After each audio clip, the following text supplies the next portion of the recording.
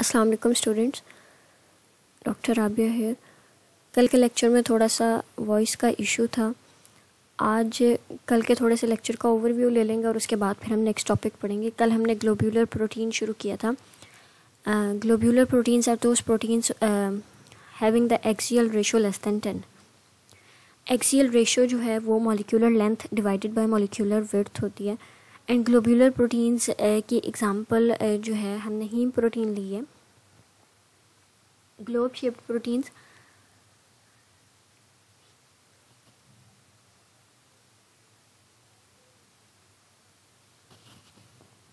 Haem proteins हमारे पास वो प्रोटीन्स होती हैं जो दो पार्ट्स पे से मिलकर बनी हुई होती हैं। इनमें से एक पार्ट प्रोटीनियस पार्ट होता है जबकि दूसरा पार्ट नॉन प्रोटीनियस पार्ट होता है जिसको हम प्रोस्थेटिक ग्रुप बोलते हैं। Both these parts are tightly bound. Haem group का क्या रोल है ये वो इन्वायरमेंट डिक्टेट करता है जो कि 3D structure of a protein से मिलकर बनता है। फॉर एग्जांपल साइटोक्रोम जो कि इलेक्ट्रॉन ट्रांसपोर्ट चेन में एज एन इलेक्ट्रॉन कैरियर काम कर रहे थे। हम एक्सरसाइज फिजियोलॉजी में ETC पढ़ कर आए हैं, उसमें हमने देखा था कि साइटोक्रोम जो है वो स्पेशलाइज्ड प्रोटीन्स होती हैं जो कि रिस्पॉन्सिबल होती हैं for carrier of electron protein, और इस तरह से वो ऑक्सीडेशन रिडक्शन रिएक्शन में इन्वॉल्व होती हैं। तो साइटोक्रोम का जो हीम ग्रुप है वो इलेक्ट्रॉन कैरियर के तौर पर काम करता है। इसी तरह से जो एंजाइम कैटालेस का हीम ग्रुप है वो part of the active site होता है और वो एंजाइम की कैटालिसिस में काम करता है। ठीक है, और एंजाइम का क्या फंक्शन है, उसने हाइड्रोजन पेरोक्साइड की ब्रेक डाउन करनी होती है। इस तरह से हीम ग्रुप जो है कैटालेस एंजाइम का वो इन्वॉल्व होगा in the break down of hydrogen peroxide. On the other hand जो हमारे पास हीमोग्लोबिन एंड मायोग्लोबिन प्रोटीन्स हैं, इनका जो हीम ग्रुप होता है वो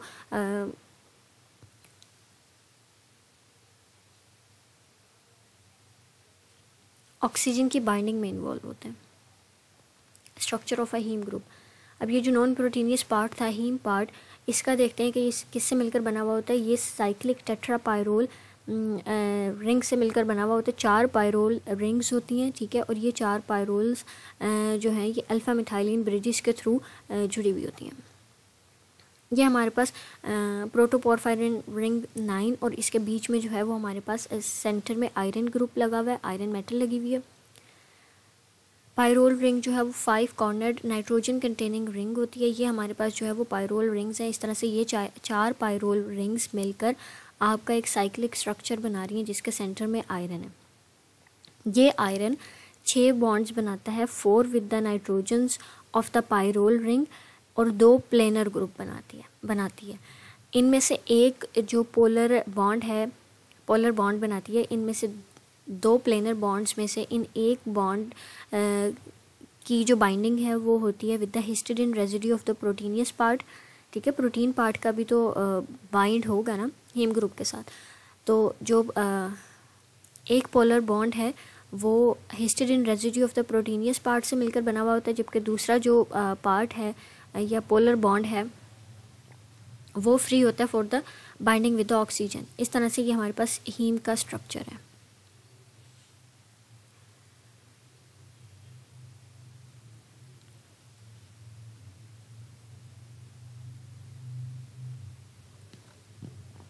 इसके अलावा हमारे पास दूसरी कौन सी प्रोटीन्स होती हैं लिविंग ऑर्गेनिजम्स के अंदर जो टेट्रापायरोल प्रोस्थेटिक ग्रुप्स कंटेनिंग होती हैं, यानी जिनके पास इसी तरह से पायरोल प्रोस्थेटिक ग्रुप होती है लेकिन उनके बीच में जो मेटल होती है वो चेंज हुई होती है। फॉर एग्जांपल साइटोक्रोम के अंदर हमारे पास आयरन या कॉपर लगा हुआ होता है और क्लोरोफिल के अंदर बीच में जहाँ ये आयरन लगी हुई थी वहाँ पे मैग्नीशियम लगा हुआ है।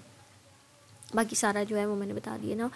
Structure and function of myoglobin जो है वो हमारे पास हार्ट एंड स्केलेटल मसल्स के अंदर होती है और ये ऑक्सीजन को ट्रांसपोर्ट करने का भी काम करती है। इसके अलावा ऑक्सीजन को स्टोर करने का भी काम करती है। मायोग्लोबिन एक पॉलीपेप्टाइड चेन से मिलकर बनी हुई होती है जिसके अंदर number of amino acids 153 amino acids होते हैं। मायोग्लोबिन एंड हीमोग्लोबिन दोनों स्ट्रक्चर वाइज सिमिलर होती हैं, सिर्फ उनमें डिफरेंस जो है वो नंबर ऑफ पॉलीपेप्टाइड चेन्स का होता है। मायोग्लोबिन सिर्फ एक पॉलीपेप्टाइड चेन से मिलकर बनी हुई होती है, जबकि हीमोग्लोबिन जो है वो हमारे पास 4 पॉलीपेप्टाइड चेन से मिलकर बनी हुई होती है। इस तरह से हम मायोग्लोबिन के स्ट्रक्चर को पढ़ेंगे और उसको जो है वो रिलेट कर देंगे with the structure of the haemoglobin. क्योंकि वो सिंपल प्रोटीन है, उसके पास सिर्फ एक पॉलीपेप्टाइड चेन है, तो हम एक पॉलीपेप्टाइड चेन को इजीली डिस्क्राइब कर सकते हैं। ऑन द अदर हैंड जो हमारे पास हीमोग्लोबिन है उसके अंदर 4 पॉलीपेप्टाइड चेन्स हैं और उन चारों पॉलीपेप्टाइड चेन का स्ट्रक्चर एज इट इज़ वैसा होगा जैसे हम मायोग्लोबिन के अंदर पढ़ कर आएंगे। तो फिर हम मायोग्लोबिन पढ़ते हैं। मायोग्लोबिन का जो हमारे पास स्ट्रक्चर है, कॉम्पैक्ट स्ट्रक्चर, वो उसमें 80% of its polypeptide chain are folded into 8 stretches of alpha helix. इसमें क्या है कि अल्फा हेलिकल स्ट्रक्चर है और ये बैंड्स जो हैं वो 8 टाइम्स बेंड होती है एक पॉलीपेप्टाइड चेन, और इस तरह से इन 8 बेंड्स को हम नाम देते हैं फ्रॉम ए टू एच।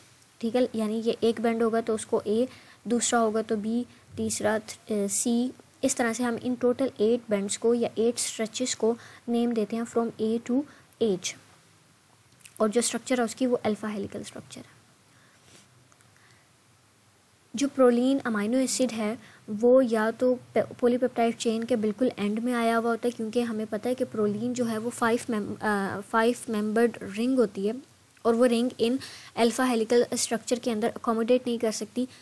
और ये बात हम पहले भी पढ़ कर आए थे, जहाँ पे भी प्रोलीन अमाइनो एसिड होता है वो या तो किंक प्रोड्यूस करता है, टिल्ट प्रोड्यूस करता है in the shape secondary structure, ठीक है, और या फिर हमारे पास बीटा बैंड्स या लूप्स वगैरह जो है वो क्रिएट करता है। तो प्रोलीन या तो चेन के टर्मिनेटिंग पॉइंट के ऊपर होगा या फिर वहाँ पर होगा जहाँ पे बेंड हो रही है पॉलीपेप्टाइड चेन के लूप्स बन रहे हैं। And all these bends and loops and helical structure is stabilised by the hydrogen bond and ionic bond. इन आयोनिक बॉन्ड्स को हम सॉल्ट ब्रिजेस या इलेक्ट्रोस्टैटिक इंटरेक्शंस भी बोलते हैं। अब किस तरह से अमाइनो एसिड्स की लोकेशन होगी, polar amino acids and non polar amino acids. जो मायोग्लोबिन प्रोटीन का इंटीरियर पार्ट होगा, जैसे ये आपके पूरी इस बॉल का अंदर वाला पार्ट बनाएंगे, इसको कंसीडर करें एक फुटबॉल से। फुटबॉल की जो अंदर वाली सारी सरफेस होगी वो आपके नॉन पोलर अमाइनो एसिड से मिलकर बने हुए होंगे, और इसी तरह से वो अमाइनो एसिड्स जो आपकी सरफेस के ऊपर जो अमाइनो एसिड्स होंगे वो पोलर अमाइनो एसिड्स होंगे। जो अंदर वाले अमाइनो एसिड्स हैं, जो नॉन पोलर अमाइनो एसिड्स हैं, वो एक दूसरे के साथ कौन सी टाइप का बॉन्ड बनाएंगे, ये कौन सी टाइप की इंटरेक्शंस होंगी, वो हाइड्रोफोबिक इंटरेक्शंस होंगी। जबकि जो पोलर अमाइनो एसिड्स हैं जो कि सरफेस के ऊपर हैं वो हाइड्रोजन बॉन्ड बनाएंगे with each other and with the water also. यहाँ पे हमारे पास 2 चीज़ें हैं जो हमने कंसीडर करनी है। जैसे मैंने आपको कहा था कि 2 पोलर बॉन्ड बनाती है आयरन जो है वो Fe+2 की फॉर्म में एग्जिस्ट कर रही होती है। 2 जो एक्सेप्शंस है वो हमारे पास क्या है, F8 एंड E7। ये क्या करती हैं, these lie close to the haem iron where the function in the oxygen binding. Now the binding of haem group. हमने कहा था कि haem group non proteinaceous part है और ये हीम ग्रुप टाइटली बाउंड होता है विद द प्रोटीनियस पार्ट। ये हीम ग्रुप एक जो है ना वो हमारे पास स्ट्रक्चर के अंदर लगा हुआ होता है, which is lined by the non polar amino acid. ये अब आप यहाँ पर देख सकते हैं कि ये एक छोटी सी पॉकेट बन गई है और इस पॉकेट के अंदर या स्पेस के अंदर जो है वो हमारे पास हीम ग्रुप अटैच हुआ है। अब इस हीम ग्रुप की सरफेस के ऊपर 4 जो है वो पायरोल रिंग्स लगी हुई हैं। इस तरह से ये 4 नाइट्रोजन एटम्स के साथ बॉन्ड बना रहा है, और मैंने आपको कहा था 2 पोलर बॉन्ड बनाएगा, एक ऊपर और एक नीचे, ठीक है। तो इस तरह से ये 4 सरफेस के साथ बॉन्ड बन गए और 2 आपके पोलर प्लेनर बॉन्ड्स बन गए, प्लेन के अंदर आएंगे ये, ठीक है। जो 2 प्लेनर बॉन्ड्स हैं उनमें से एक जो है वो प्रॉक्सिमल हिस्टिडीन के साथ जो है ना वो बॉन्ड बनाएगा आयरन। एक प्लेनर बॉन्ड जो है वो प्रॉक्सिमल हिस्टिडीन के साथ बनाएगा और उस प्रॉक्सिमल हिस्टिडीन को हम F8 बोलते हैं। जबकि एक हमारे पास हिस्टिडीन होती है जिसको हम डिस्टल हिस्टिडीन बोलते हैं E7 की।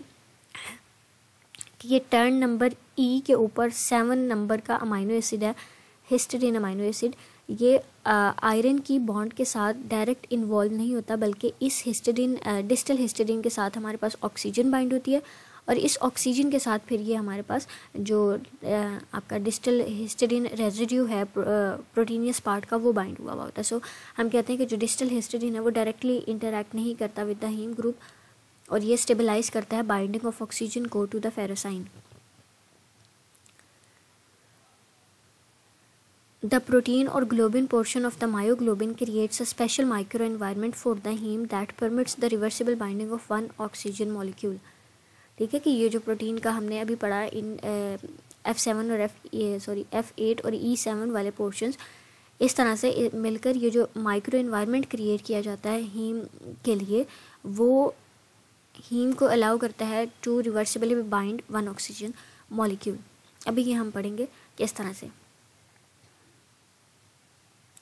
Simultaneous loss of electrons by the ferrous ion occurs only rarely. अब किस तरह से होता है कि हमारे पास जब ऑक्सीजन बाइंड करती है तो हमें पता है ऑक्सीजन जो है वो हाईली इलेक्ट्रोनेगेटिव जो है वो एलिमेंट है, वो आयरन से जो है ना वो पेयर ऑफ इलेक्ट्रॉन को ज़्यादा अपने क्लोज अट्रैक्ट कर लेती है, जिसके रिजल्ट में आयरन के ऊपर +3 चार्ज आ जाता है और ऑक्सीजन के ऊपर नेगेटिव चार्ज आ जाता है। और इस तरह से हमारे पास हमने कहा कि ये ऑक्सीडेशन ऑफ फेरिक फॉर्म जो है वो बहुत रेयर अकर होती है, ये हो सकता है। Now the structure and function of the haemoglobin. अभी तक हमने मायोग्लोबिन पढ़ी थी और हमने कहा था कि जैसा मायोग्लोबिन का स्ट्रक्चर है वैसा ही हीमोग्लोबिन का स्ट्रक्चर है। हीमोग्लोबिन जो है वो आरबीसी के अंदर पड़ी हुई होती है और इसका main function transportation of oxygen है from lungs to the other parts of the body.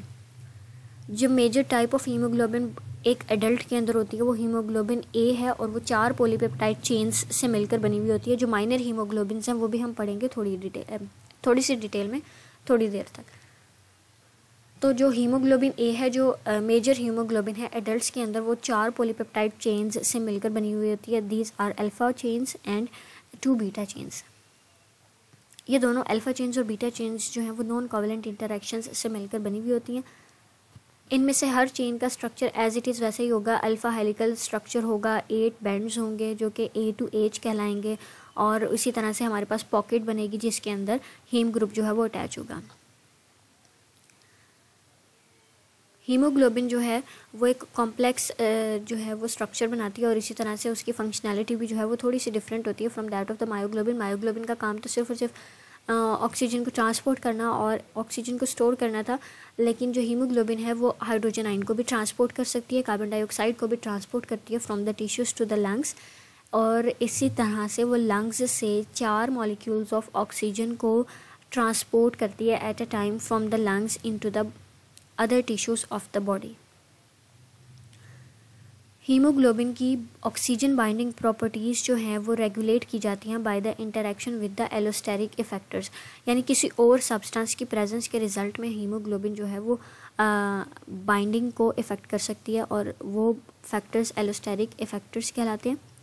ये हमारे पास सारा स्ट्रक्चर है आपकी हीमोग्लोबिन मॉलिक्यूल का। हमने कहा था हीमोग्लोबिन मॉलिक्यूल 4 पॉलीपेप्टाइड चेन से मिलकर बना हुआ है। यहाँ पे चारों पॉलीपेप्टाइड चेन्स को डिफरेंट कलर दिया हुआ है और इसके सेंटर में जो पॉकेट बनी हुई है वहाँ पे हीम ग्रुप बाइंड हुआ हुआ है। तो इस तरह से एक हीमोग्लोबिन प्रोटीन के मॉलिक्यूल के अंदर 4 हीम ग्रुप्स होते हैं और इस तरह से आपकी जो हीमोग्लोबिन मॉलिक्यूल है वो 4 मॉलिक्यूल्स ऑफ ऑक्सीजन को बाइंड करके ट्रांसपोर्ट करती है एट अ टाइम। इस तरह से कि 4 हीम ग्रुप हैं और चारों एक एक मॉलिक्यूल को बाइंड कर लेते हैं। हीमोग्लोबिन प्रोटीन जो है वो आपकी ऑल्दो टेट्रामर प्रोटीन है, लेकिन ये डाइमेरिक फॉर्म यानी 2 सब यूनिट के अंदर जो है वो डिवाइड हुई हुई होती है। एक मोनोमर के अंदर हमारे पास अल्फ़ा 1 बीटा 1 होता है और दूसरे के अंदर अल्फ़ा 2 बीटा 2 होते हैं। अब एक आपके मोनोमर के अंदर पड़ी हुई 2 पॉलीपेप्टाइड चेन्स के बीच में भी इंटरेक्शन है, बॉन्ड्स हैं, और इसी तरह से इन दोनों मोनोमर्स के बीच में भी इंटरेक्शंस हैं। उसके बाद यहाँ पे हमें बताया गया है कि ऑक्सीजन जो है वो बहुत रेयरली सॉलिडली जो है ना वो एटमॉस्फेयर के अंदर वो थोड़ी सी मिकदार में जो है ना वो डिफ्यूज़ हो जाती है और ये डिफ्यूजन का प्रोसेस जो है उन इंडिविजुअल्स के अंदर होता है जिनका साइज़ छोटा होता है। वो इंडिविजुअल्स जिनका साइज़ बड़ा होता है उनके अंदर जो है वो ऑक्सीजन की ट्रांसपोर्टेशन का एक स्पेसिफिक सिस्टम होना चाहिए जिसको हम सर्कुलेटरी सिस्टम कहते हैं, जहाँ पे ऑक्सीजन जो है वो ट्रांसपोर्ट की जाएगी to all the parts of the body. Next हमने ये बता दिया कि हमारे पास 2 डाइमर्स होते हैं, अल्फ़ा 1 बीटा 1, अल्फ़ा 2 बीटा 2। ये सारे के सारे जो हैं वो primarily together held together by the hydrophobic interactions. Hydrophobic amino acid residues are not only in the interior of a molecule but also in the region of the surface of each sub unit. इस तरह से मिलकर वो क्या बना देते हैं, interchain hydrophobic interactions to form the strong association between the alpha and beta सब यूनिट ऑफ अ मोनोमर। मैंने भी बताया था कि हमने क्या कहा था कि जो हीमोग्लोबिन मॉलिक्यूल है वो टेट्रामर है और ये डाइमेरिक फॉर्म में एग्जिस्ट करती है, यानी इसके दो मोनोमर्स एक उसमें मिलकर एक आपका मोनोमर बना देते हैं यूनिट और दूसरा मोनोमर यूनिट बना देते हैं। ये जो दो पॉलीपेप्टाइड चेन्स हैं इनके अंदर सीक्वेंस ऑफ अमाइनो एसिड इस तरह से होता है कि जो हाइड्रोफोबिक अमाइनो एसिड्स हैं वो आपके सरफेस के ऊपर आ जाते हैं और इस तरह से ये जो सरफेसेस हैं ये आपकी स्ट्रॉन्ग इंटरेक्शंस बना देती हैं, hydrophobic interactions between the two polypeptide chains of a monomer. ये एक मोनोमर है और ये एक मोनोमर है। इस एक मोनोमर के बीच में जो इंटरेक्शंस हैं वो हाइड्रोफोबिक इंटरेक्शंस हैं which are a strong interaction, ठीक है। और इसी तरह से इसके बीच में भी हमारे पास हाइड्रोफोबिक इंटरेक्शन होगा, जबकि हमारे पास दोनों मोनोमर्स के बीच में भी इंटरेक्शंस होती हैं which are weak type of interactions, और ये आयनिक इंटरेक्शंस हो सकती हैं या हाइड्रोजन बॉन्ड्स हो सकती हैं। इस बॉन्डिंग के रिजल्ट में हीमोग्लोबिन दो फॉर्म्स के अंदर जो है वो एग्जिस्ट कर सकती है, एक टाइट फॉर्म है या डीऑक्सी फॉर्म है, जबकि एक रिलैक्स्ड फॉर्म है या ऑक्सी हीमोग्लोबिन है। टाइट फॉर्म जो है वो हमारे पास इसकी लो अफिनिटी होती है फॉर द ऑक्सीजन। इसमें क्या होते हैं कि जो आपके दोनों मोनोमर्स के बीच में हाइड्रोजन बॉन्डिंग है इसकी क्वांटिटी ज़्यादा होती है, ज़्यादा नंबर ऑफ़ हाइड्रोजन बॉन्ड्स होते हैं और आपकी जो हीमोग्लोबिन का स्ट्रक्चर है वो टाइट हुआ होता है। इसको हम डीऑक्सी फॉर्म भी कहते हैं और इसकी लो अफिनिटी होती है फॉर द ऑक्सीजन। जबकि हमारे पास एक और फॉर्म है हीमोग्लोबिन की जिसको हम आर फॉर्म या रिलैक्स्ड स्ट्रक्चर ऑफ हीमोग्लोबिन कहते हैं। इसमें थोड़े से ये जो हाइड्रोजन बॉन्ड्स हैं between the two of the monomers ये थोड़े से टूट जाते हैं, सारे नहीं टूटते। ये आप यहाँ पर देख सकते हैं, यहाँ पे उन्होंने जो है वो 6 हाइड्रोजन बॉन्डिंग्स दिखाई हैं या 6 आपको आपके salt bridges weak ionic bonds दिखाए हुए हैं, जबकि रिलैक्स्ड फॉर्म में सारे नहीं टूटे हुए, सिर्फ थोड़े से बॉन्ड टूटे हैं और उसको जो है वो थोड़ा सा रिलैक्स्ड फॉर्म में चला गया। आपके जो पॉलीपेप्टाइड चेन्स थी ये थोड़ी सी रिलैक्स फॉर्म में चली गई हैं, इसको हम हीमोग्लोबिन भी कहते हैं। जब इस तरह से थोड़ी सी हीमोग्लोबिन की स्ट्रक्चर थोड़ी सी रिलैक्स हो जाती है तो उस टाइम पे ऑक्सीजन की एफिनिटी जो है वो बढ़ जाती है to bind with the haem group.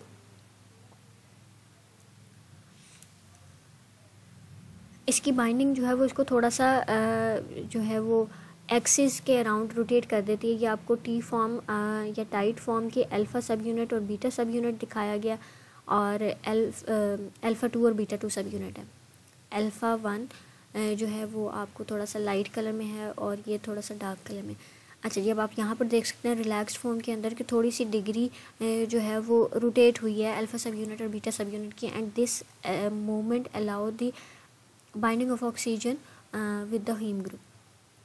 ये थोड़ी सी स्ट्रक्चर के अंदर चेंज आती है जिसके रिजल्ट में आपकी ऑक्सीजन जो है वो हीम ग्रुप के साथ अटैच कर जाती है। Now the binding of oxygen with the myoglobin and haemoglobin molecule. Myoglobin at a time सिर्फ एक मॉलिक्यूल ऑफ ऑक्सीजन को ट्रांसपोर्ट करता है, जबकि haemoglobin at a time 4 molecules of oxygen को ट्रांसपोर्ट करता है, 1 at each of its 4 haem group. यानी 4 इसके पास हीम ग्रुप हैं तो हर हीम ग्रुप के साथ एक ही ऑक्सीजन मॉलिक्यूल जो है वो बाइंड करेगा।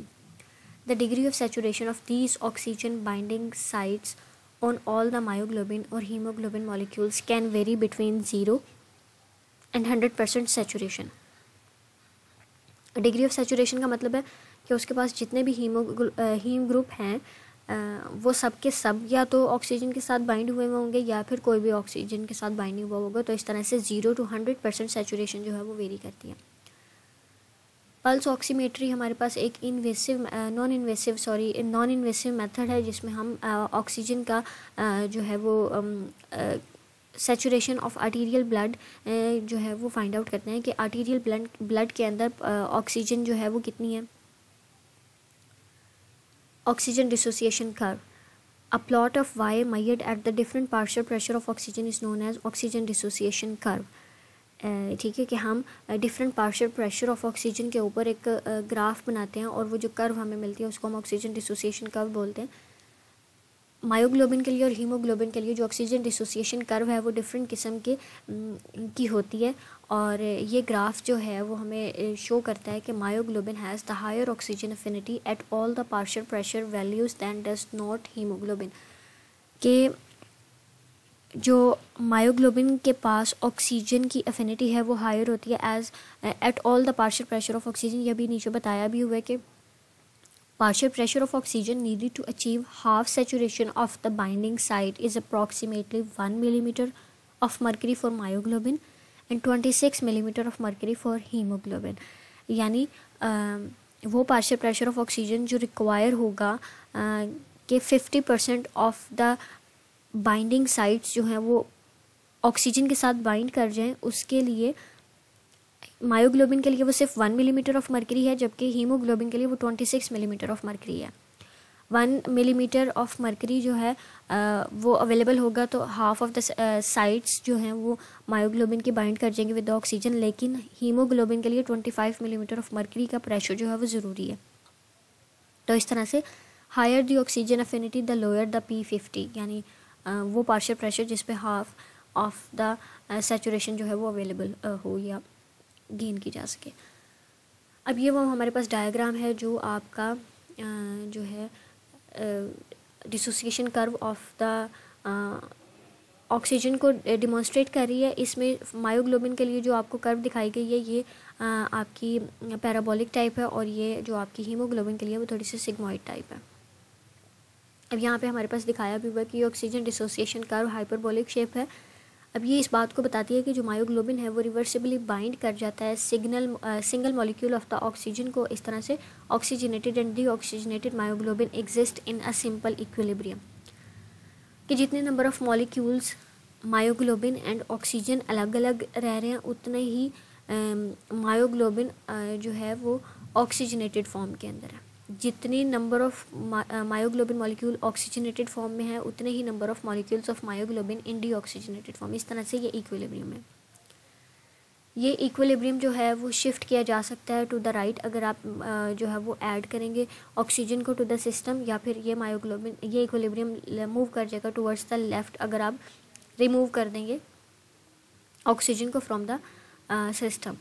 ठीक है, मायोग्लोबिन जो है वो हमारे पास इस तरह से डिज़ाइन की गई है कि ये उस ऑक्सीजन को बाइंड कर लेता है जो कि रिलीज़ की जाती है by the haemoglobin at the low partial pressure of oxygen. अभी हम पढ़ कर आए कि मायोग्लोबिन की ऑक्सीजन के साथ बाइंडिंग के लिए बहुत ही कम partial pressure of oxygen required होता है। 1 मिलीमीटर ऑफ मर्करी के ऊपर भी मायोग्लोबिन जो है वो बाइंड कर सकती है।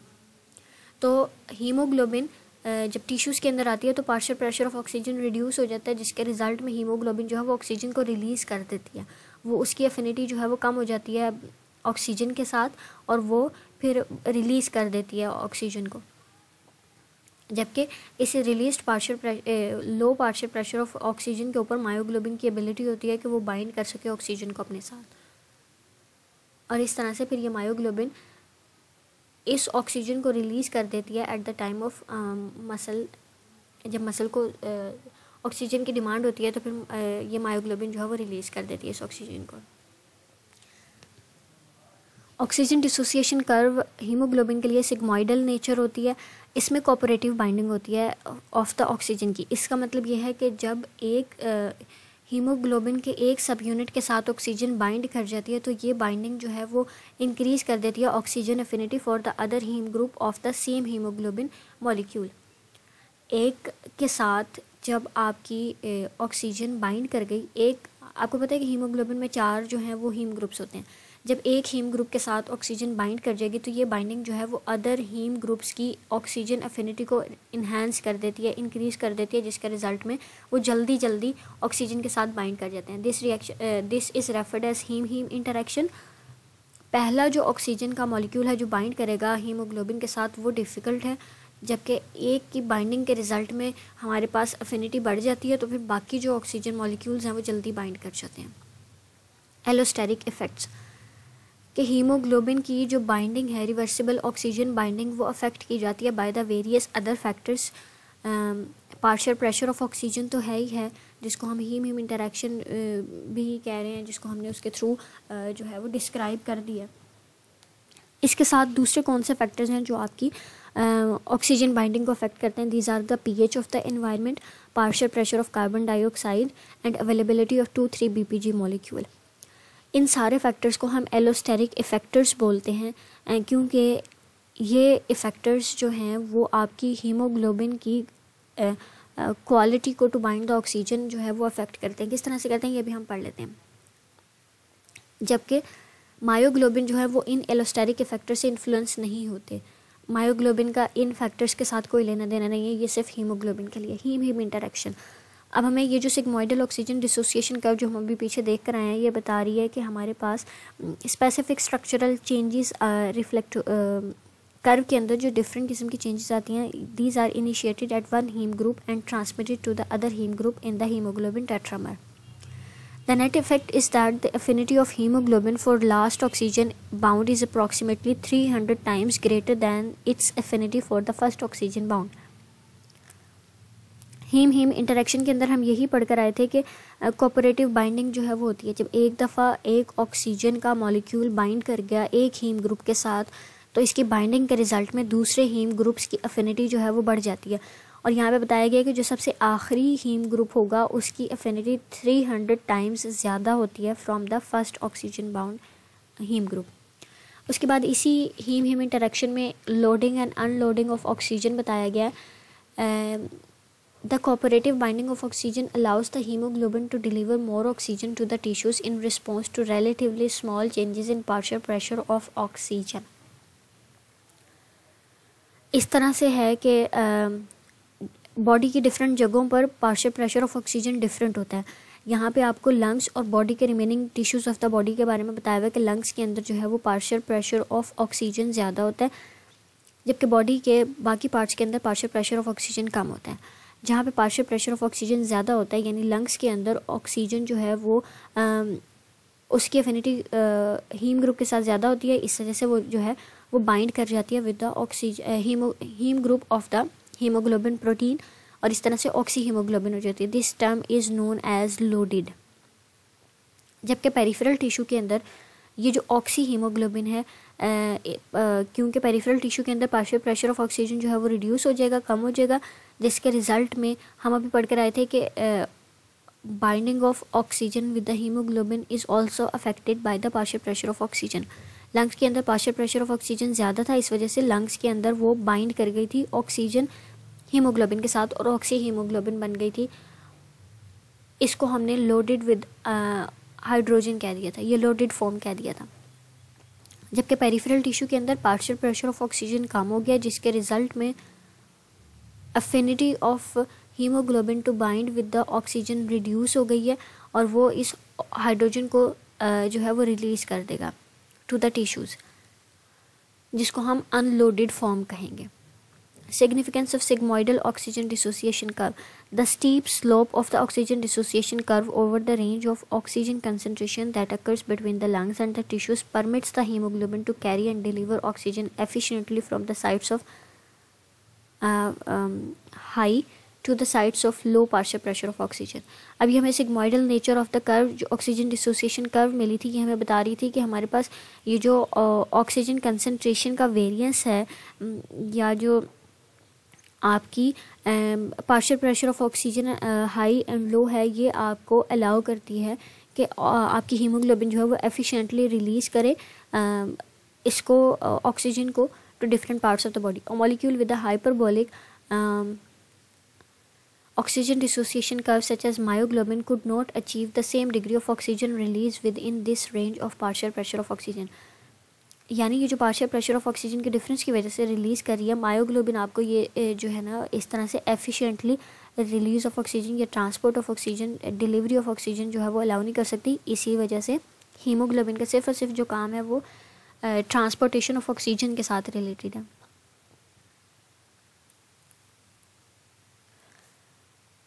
जबकि हमने पढ़ा था कि मायोग्लोबिन ट्रांसपोर्ट करने के साथ साथ स्टोरेज का काम भी करती है. तो स्टोरेज का काम इस वजह से करती है कि वो ऑक्सीजन प्रेशर रेंज के ऊपर तकरीबन हर ऑक्सीजन प्रेशर रेंज के ऊपर जो है ना उसकी मैक्सिमम अफिनिटी होती है फॉर द ऑक्सीजन. जबकि हम अभी देख कर आए हैं कि हीमोग्लोबिन के लिए जब पार्शियल प्रेशर ऑफ ऑक्सीजन कम हो जाता है तो ऑक्सीजन को अपने पास बाइंड किए रखना बड़ा मुश्किल होता है, तो वो ऑक्सीजन को रिलीज़ कर देता है. इस वजह से वो एफिशिएंट ट्रांसपोर्टर है. जबकि जो मायोग्लोबिन है वो स्टोरेज का काम करती है, क्योंकि हर तरह की पार्शियल प्रेशर रेंज के ऊपर वो अपने साथ ऑक्सीजन को बाइंड किए रखती है, तो वो रिलीज़ नहीं करती. इस वजह से इट इज़ इम्पॉर्टेंट या स्पेशलाइज्ड फॉर द स्टोरेज. उसके बाद हमारे पास आता है बोहर इफ़ेक्ट. बोहर इफ़ेक्ट ये कहता है कि हमारे पास अगर pH कम हो जाए या partial pressure of carbon dioxide बढ़ जाए तो फिर रिलीज़ ऑफ ऑक्सीजन हो जाता है from the haemoglobin molecule.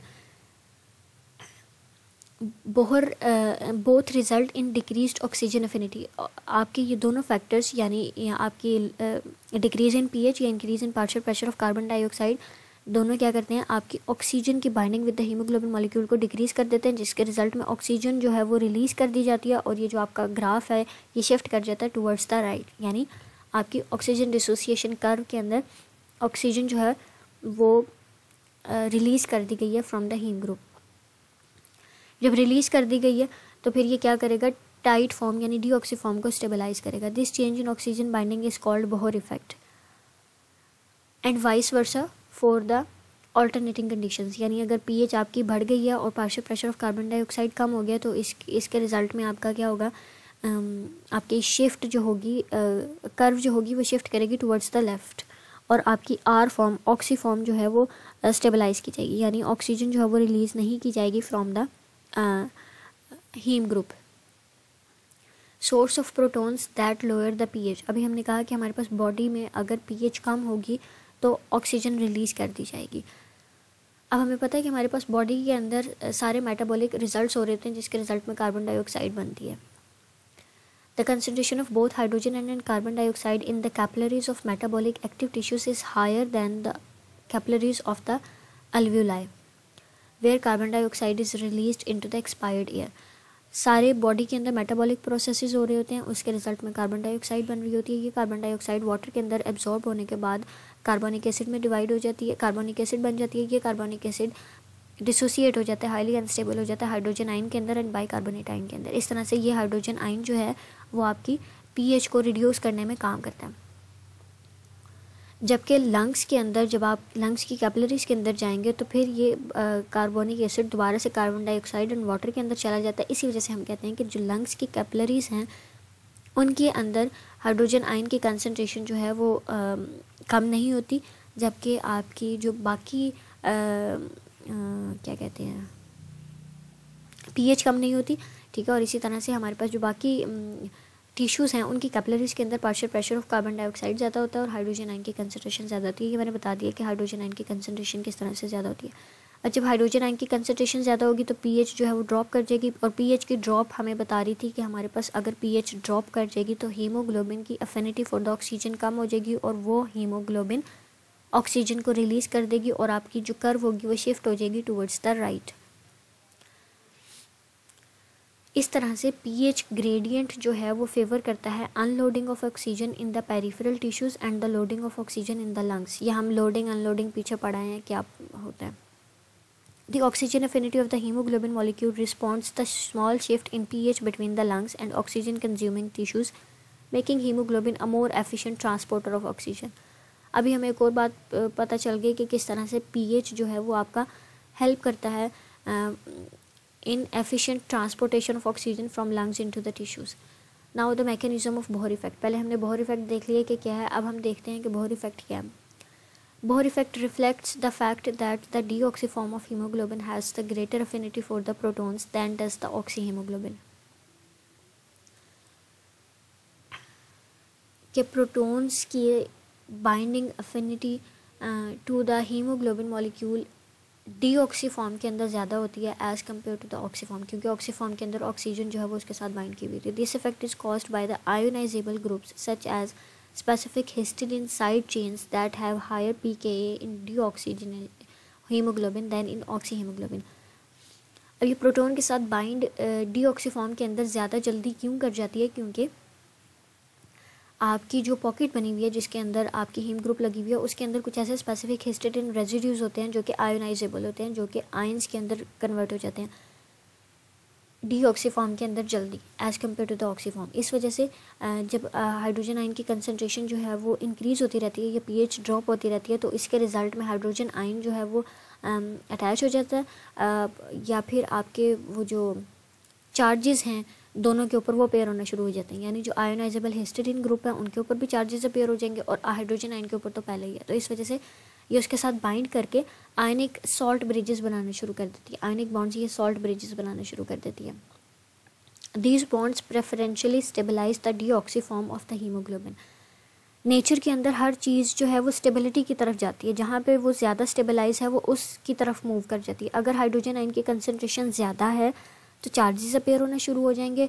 Deoxy form जो है वो स्टेबलाइज फॉर्म होगी in that environment as compare to the oxy form. इस वजह से हाइड्रोजन आयन की binding with the haem group बढ़ जाती है as compare to the oxygen binding with the haem group. तो फिर डीऑक्सी फॉर्म के अंदर आपके हाइड्रोजन आयन आयोनाइजेबल आयंस के साथ मिलकर आयनिक बॉन्ड्स बना देते हैं, ये सॉल्ट ब्रिजेस बनाना शुरू कर देते हैं, जिसके रिजल्ट में डीऑक्सी फॉर्म स्टेबलाइज होना शुरू हो जाती है। हम ये पीएच के चैप्टर के अंदर भी पढ़ कर आए थे कि हीमोग्लोबिन जो है वो इम्पोर्टेंट ब्लड बफर है। ये आपकी जो है वो स्कीमेटिकली दिखाया गया है कि किस तरह से हीमोग्लोबिन जो है वो प्रोटॉन के साथ बाइंड कर देती है। हीमोग्लोबिन ऑक्सी हीमोग्लोबिन अगर हाइड्रोजन आयन पड़ा हुआ है तो फिर ऑक्सीजन रिलीज़ कर देगी। कि हम बोर इफेक्ट के अंदर पढ़ कर आए हैं कि अगर पीएच ड्रॉप होगी तो ऑक्सीजन रिलीज़ होगी। Increase in proton shifts the equilibrium to the right, whereas increase in partial pressure of oxygen shifts the equilibrium to the left. Now the effect of 2,3-BPG on oxygen affinity. 2,3-bis phosphoglycerate जो है वो important regulator है of binding of oxygen to the hemoglobin. 2,3-BPG molecule की presence में oxygen of binding जो है वो alter की जा सकती है। किस तरह से कि हमारे पास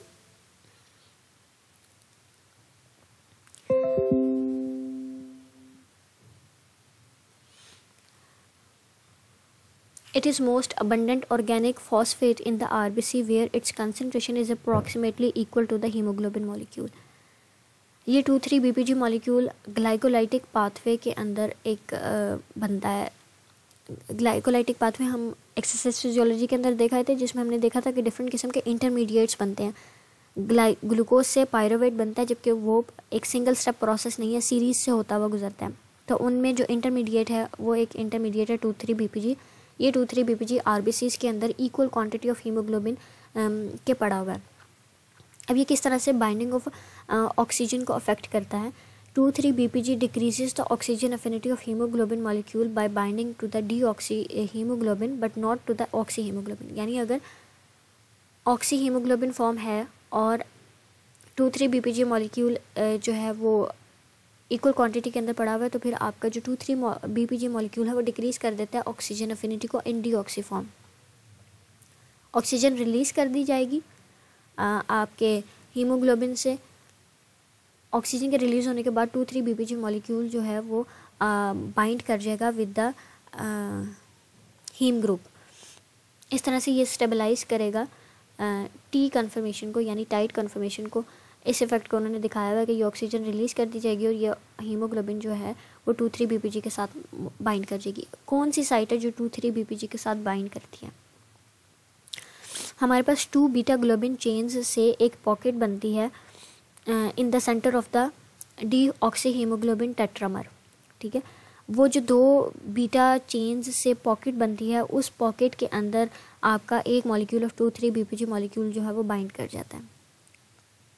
इस पॉकेट के अंदर बहुत सारे पॉजिटिवली चार्ज्ड अमाइनो एसिड्स होते हैं that form the ionic bonds with the negatively charged phosphate group of the 2,3-BPG molecule.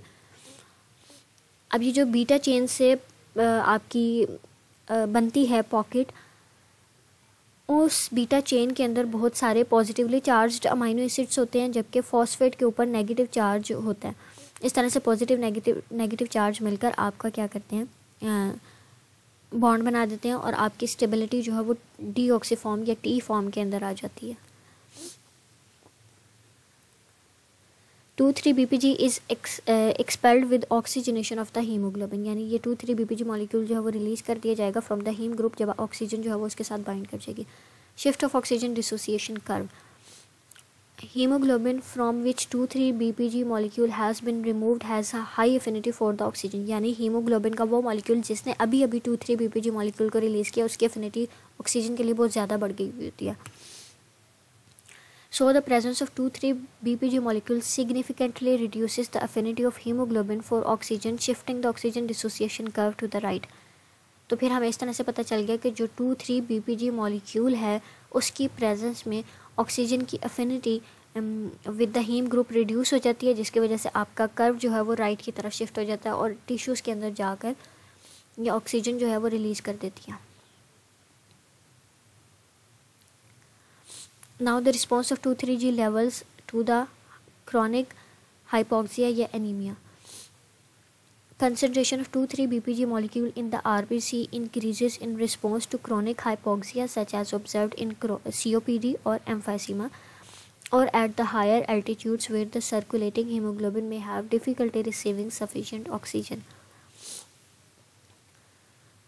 2,3-BPG molecule आपके इंक्रीज़ कर जाते हैं इन केस ऑफ COPD या फिर वो इंडिविजुअल्स में जहाँ पर वो इंडिविजुअल्स जो हायर एल्टीट्यूड पर रहते हैं, क्योंकि तब आपकी ऑक्सीजन की जो कंसंट्रेशन है वो कम हुई हुई होती है. हाँ,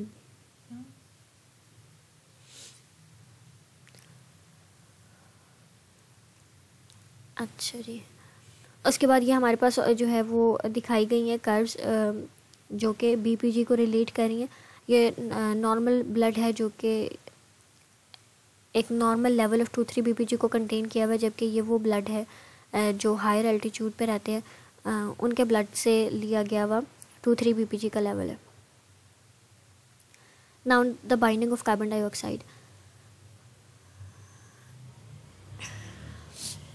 कार्बन डाइऑक्साइड जो है वो हमारे पास कैरी करके ले जाई जाती है from the tissues into the lungs. इस तरह से बाइंडिंग ऑफ कार्बन डाइऑक्साइड जो है वो भी ऑल्टर करती है आपकी ऑक्सीजन की affinity with the haemoglobin. The binding of carbon dioxide stabilizes the T form और deoxy form of the haemoglobin, resulting in a decrease in its affinity for the oxygen and the right shift in the oxygen dissociation curve. In the lungs, the carbon dioxide dissociates from the lungs and released in the breath.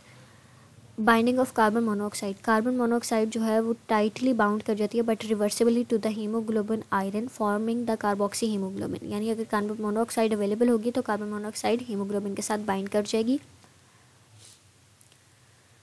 इसकी binding जो है वो shift करेगी to the right conformation, ठीक है, यानी R form में, causing the remaining haem sites to bind the oxygen with high affinity. जो बाकी हीमोग्लोबिन यानी जो बाकी हीम होंगे हीमोग्लोबिन के, उनके साथ ऑक्सीजन की बाइंडिंग एफिनिटी जो है वो बढ़ जाएगी. This shifts the oxygen dissociation curve to the left, ठीक है, यानी अब उनकी एफिनिटी बढ़ गई है, वो ऑक्सीजन को जाने नहीं देंगे, वो ऑक्सीजन को अपने साथ ही बाइंड रखेंगे. इस वजह से आपकी जो कर्व होगी वो लेफ़्ट की तरफ जाएगी और जो आपके चेंजेस हैं वो नॉर्मल सिग्मोइडल शेप से टुवर्ड्स द हाइपरबोला चली जाएंगी. ठीक है, जैसे आप ऑक्सीजन डिसोसिएशन कर्व जो है वो हीमोग्लोबिन के लिए देख कर आए थे कि वो सिग्मोइडल शेप्ड होती हैं, जबकि अगर कार्बन डाइऑक्साइड बाइंड कर जाएगी तो ये आपकी कर्व जो है वो हाइपरबोला टाइप हो जाएगी. The affinity of haemoglobin for the carbon monoxide is 220 times greater than that of oxygen. इस वजह से अगर आपकी minute concentration of carbon dioxide environment के अंदर होंगी तो ये टॉक्सिक कंसनट्रेशन जो हैं वो कार्बोक्सी हीमोग्लोबिन के प्रोड्यूस हो जाएंगी इन द ब्लड. इसके अलावा हमारे पास आपको दिखाया हुआ है कि carbon monoxide inhibits the complex IV of the electron transport chain. Carbon oxygen, carbon dioxide, carbon monoxide के अलावा हमारे पास नाइट्रिक गैस भी जो है वो आपकी हीमोग्लोबिन की कैरिंग कैपेसिटी को ऑल्टर करती है. माइनर हीमोग्लोबिन्स, ये वो हीमोग्लोबिन है जो नॉर्मल ह्यूमन इंडिविजुअल के अंदर लेस क्वांटिटी के अंदर पाई जाती हैं. दीज आर फीटल हीमोग्लोबिन, इसको हम HbF बोलते हैं. ये भी टेट्रामर होती है. ये आपकी दो गैमा चेन्स से और दो अल्फ़ा चेन से मिलकर बनी हुई होती है. ये गैमा चेन्स बिल्कुल जो है वो these gamma chains are the members of beta globin G family. जो बीटा ग्लोबिन बनाती हैं उसी से ये बनती है. इसकी सिंथेसिस जो है वो आफ्टर द फर्स्ट मंथ वो in the first month of the pregnancy जो आपकी हीमोग्लोबिन है वो कंपोज्ड ऑफ हुई होती है 2 zeta chains and 2 epsilon chains. Later in the gestational period आपकी ये जो हीमोग्लोबिन F है यानी फीटल हीमोग्लोबिन, इसकी सिंथेसिस शुरू हो जाती है. इसकी सिंथेसिस जो है वो पहले लीवर के अंदर शुरू होती है और फिर बोन मैरो के अंदर शुरू हो जाती है. फीटल के अंदर जो है वो टोटल 60% जो हीमोग्लोबिन का है वो फीटल टाइप का होता है. Haemoglobin A synthesis starts in the bone marrow at about 8th month of the pregnancy and gradually replaces the hemoglobin F. Adults के अंदर ये जो HbF है ये लेस दैन 1% होती है. Binding of 2,3-BPG molecule to hemoglobin F. Under the physiological conditions, the hemoglobin F has the higher affinity for the oxygen than does the HbA. As a result of HbF only weakly binds to the 2,3-BPG molecule. उसके बाद हमारे पास आ जाती है haemoglobin A2. ये minor component है जिसके अंदर हमारे पास एडल्ट हीमोग्लोबिन की एक माइनर टाइप है. ये बर्थ से पहले जो है वो अपीयर होती है और ये कॉन्स्टिट्यूट करती है about 2% of the total haemoglobin. ये 2 अल्फ़ा चेन्स और 2 ग्लोबिन चेन्स से जो है वो मिलकर बनी हुई होती है, 2 गैमा ग्लोबिन चेन से मिलकर बनी हुई होती है. Next is haemoglobin A1C. Normal जो आपकी अंडर फिजियोलॉजिकल कंडीशंस जो हीमोग्लोबिन A है वो स्लोली ग्लाइकोसाइलेट हो जाती है अगर, और इसके जो ग्लाइकोसाइलेशन है यानी इसके साथ ग्लूकोज मॉलिक्यूल जो है वो ऐड होना शुरू हो जाता है. और इसकी जो ग्लाइकोसाइलेशन है ये डिपेंड करती है कि प्लाज्मा के अंदर ग्लूकोज की कंसनट्रेशन कितनी है. The most abundant form of glycosylated haemoglobin is HbA1c. Diabetic patient का यही टेस्ट जो है वो कराया जाता है. ठीक है, अब इसमें क्या होता है कि इसके अमाइनो ग्रुप के साथ जो एन टर्मिनल के ऊपर वैलिन लगा हुआ है वो क्या है, it has glucose residues attached to the amino group of N terminal valines of the beta globin chains. Beta globin chain के एन टर्मिनल के ऊपर जो वैलिन लगे हुए हैं उनके अमाइनो ग्रुप के साथ ग्लूकोज जो है वो अटैच हो जाता है. Increased amount of HbA1c are found in RBC of patients with the diabetes mellitus because their HbA has contact with the higher glucose concentration during the 1 day to lifetime of these cells. RBC का life span 120 days का होता है. इन 120 days में RBCs को glucose की concentration जो है वो ज़्यादा फेस करनी पड़ती है जिसके रिज़ल्ट में वो ग्लूकोज जो है उनके साथ बाइंड कर जाता है. And this form of haemoglobin is HbA1c. ये था हमारा आज का लेक्चर. आई होप आपको समझ आ गया होगा. जो बात नहीं समझ आई वो आप मुझसे पूछ सकते हैं. Thank you.